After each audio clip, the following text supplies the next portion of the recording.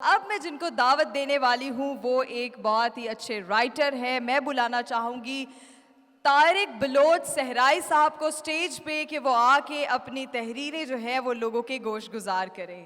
तालियां हो जाए। बिस्मिल्लाहिर्रहमानिर्रहीम।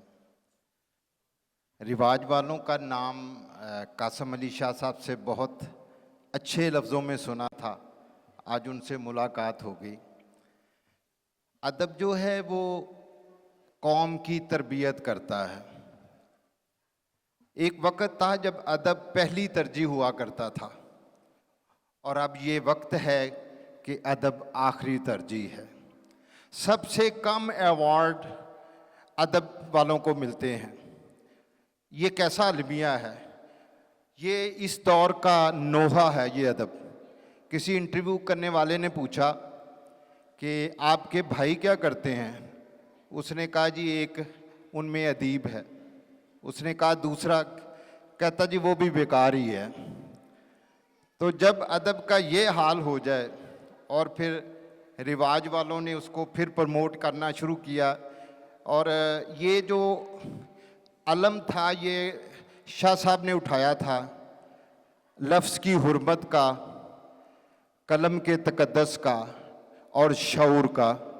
मैं कासम अली शाह फाउंडेशन को दानिश सराय कहता हूँ, कासम अली शाह फाउंडेशन नहीं कहता।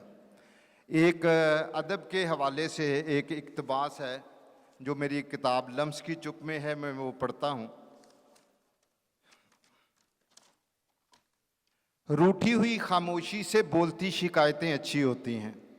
दुनिया में सबसे मुश्किल काम दिल से उतरे हुए लोगों में गुजारा करना होता है।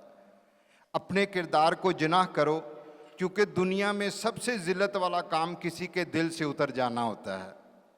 आईना साजी की सनत में अगर खुसारा होने लगे तो समझ जाना हम दौरे मुनाफ़कत में रह रहे हैं। पुत्र तुम बड़े होकर लिखारी बनना, अदीब कभी नहीं मरते, वो अपने लफ्ज़ों अपनी कहानियों में ज़िंदा रहते हैं, जैसे अशफाक अहमद, बानो कुसियार, मुमताज़ मुफ्ती जैसे अदीब ज़िंदा हैं।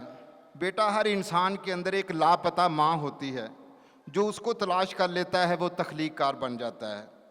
फिर अफसरदा लहजे में बोली, फुटपाथ पर पड़ी ज़ख्म ज़ख्म किताबों की लाशें मुझसे पूछती हैं, क्या हमारा यही मुकाम था? किताब तो ज़िंदगी है, किताब तो उजाला है। जिन घरों में किताबें नहीं होती वो अबू जहल का मस्कन होता है।